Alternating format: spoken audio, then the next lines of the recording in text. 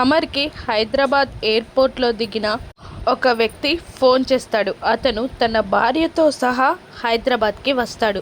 అతను ఒక సింగర్. అమర్ అతను ఫోన్ చెయ్యగానే ఆనందంగా ఫోన్ లిఫ్ట్ చేసి, అరే ఎలా ఉన్నావురా అని స్నేహపూర్వకంగా పలకరిస్తాడు. నేను చాలా బాగున్నాను, నిన్ను చూడ్డానికి నీ ఇంటికి వచ్చేస్తున్నాను అనగానే షాక్ అవుతాడు అమర్. ఆల్రెడీ ఎయిర్పోర్ట్లో నా భార్యని తీసుకొని దిగిపోయాను, ఒక 2 అవర్స్లో మీ ఇంట్లో ఉంటాం అని ఆ సింగ్ చెప్పగానే షాక్ అవుతాడు అమర్. అతనితో ఫోన్ మాట్లాడగానే అమర్ ఫేస్ మాడిపోవడంతో, ఏమైంది సార్, ఎవరు ఫోన్ చేసింది అని అడుగుతుండగా లాల్ సింగ్ అంటాడు అమర్.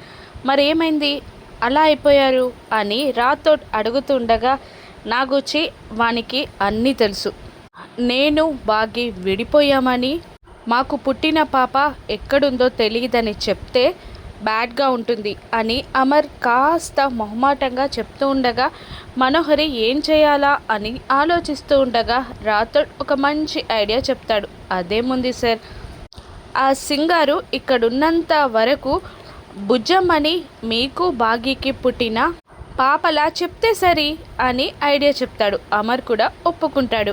ఇక లాల్ సింగ్ తన భార్యతో సహా అమర్ ఇంటి ముందు కార్ ఆగుతుంది. కార్లో నుండి దిగుతారు వాళ్ళిద్దరు. లోపలికి వచ్చిన వాళ్ళిద్దరిని ఆహ్వానిస్తాడు అమర్. గట్టిగా హక్ చేసుకుంటాడు లాల్ సింగ్ అమర్ని. ఆ తర్వాత ఇలా అడుగుతుంటాడు లాల్ సింగ్, ఇంతకీ మా సిస్టర్ బాగీ ఎక్కరా అని అడగగానే బాగీ అని పిలుస్తాడు అమర్. చక్కటి ఎల్లో కలర్ శారీలో అప్సరసల రెడీ అయి కిందికి దిగి వస్తూ ఉంటుంది బాగీని మైమరుపుగా చూస్తూ ఉంటాడు అమర్.